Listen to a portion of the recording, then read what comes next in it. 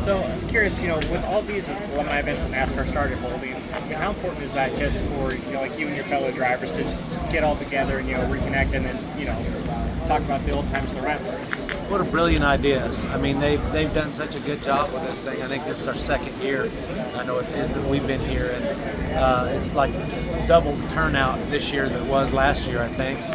Amber and her staff has really done a really great job. And, we run into old friends, we run into old rivals that, we're not rivals anymore. We're just, we end up talking about, what surgery have you had? Where do you live now? And, how bad do you hurt? What's going on? So we've had a lot of fun. Hornaday and I do a lot of stuff together. I think the fans like that because we were such rivals on the racetrack, but through both of our careers, we stayed friends the whole time. We'd want to punch each other after a race. 20 minutes later, we'd be having a beer together at one or the other of our motorhomes. So to come back and see stuff like this, get to see people that we haven't run into in a long time. I was on the parade yesterday, and Robert Presley's there. And he says, "Man," he goes, "we got to come see you. We're only an hour away from you." So we set plans to grill some steaks and stuff. So it's a job well done by NASCAR. Perfect. So I know you work with a lot of younger drivers and stuff like that too, with the trucks and stuff. What we saw last week in Xfinity, is we've heard a lot from current drivers and the community. You guys better someone who's working with these kids. Where did we go wrong with the driving style and the respect and everything, and especially someone being hands-on with them a lot? Well, they have tools today that we did not have. They have sports psychologists that can hire coaches, like people like myself. I think Ron does that as well for a young man named Landon Lewis. And they need some coaching from guys that's made those mistakes, that's been there and done that. And I really feel like how we got here, these kids are talented. God gives you the ability to drive a race car.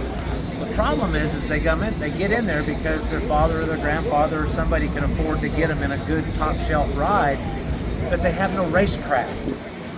Once again, God gave them the ability to run fast laps. They can go fast, but they don't know how to pass. They don't know how to walk through the garage. They don't know whether to, a lot of them can figured out you need to cut your hair and brush your teeth to do this thing. I mean, a lot of them figured out you got to be a little bit politically correct. You've got to represent NASCAR, and if you're not able to do that, it tarnishes the brand. And what happened in the Xfinity, I think, could have been a good thing for a young Sammy Smith. I think when he gets in that situation again, he'll probably think about it a little bit different. We were talking to some NASCAR execs yesterday. I'm not going to mention names, but I'm like, it's tough for you guys because you're damned if you get involved with this, and you're damned if you don't.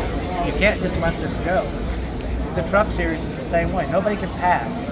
I don't mind if you come up with 10 laps to go or 15 laps to go, and you kind of root me up out of the way if there's a big hole in front of me. If I'm right on the guy in front of me, bumper, don't wreck me to pass me. Pass me the old-fashioned way. If you want to move me a little bit, that's fine. They haven't figured that out. So, back in the day, we'd go to their motorhomes and punch them in the nose.